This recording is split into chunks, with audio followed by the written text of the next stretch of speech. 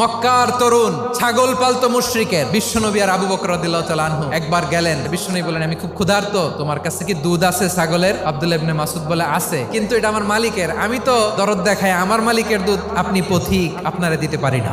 বিশ্বনবী এইটা শুনেই তার টার্গেট করে ফেলছে। বিশ্বনবী বলেন, আচ্ছা ঠিক আছে, দুধ দিও না, কিন্তু এমন ছাগি আছে কিনা যেই ছাগির সাথে কোনো ছাগলের মিলন হয় নাই, তার ওলানে দুধও আসে নাই, বাচ্চাও নাই, এরকম ছাগির থেকে যদি আমি দুধ খাই তাহলে তো সমস্যা নাই। বলতেছে, এরকম ছাগির থেকে দুধ খেলে সমস্যা নাই, কারণ এরকম ছাগি ওলান থেকে দুধ আসবেও না। বলতেছে, ঠিক আছে, এরকম একটা ছাগি নিয়ে আসা হলো। বিশ্বনবী বিসমিল্লাহ বলে ওই ছাগির ওলানে হাত দিলেন। হাত দিতে দেরি, পুরো ওলানটা দুধে ভরে যেতে দেরি হয় না।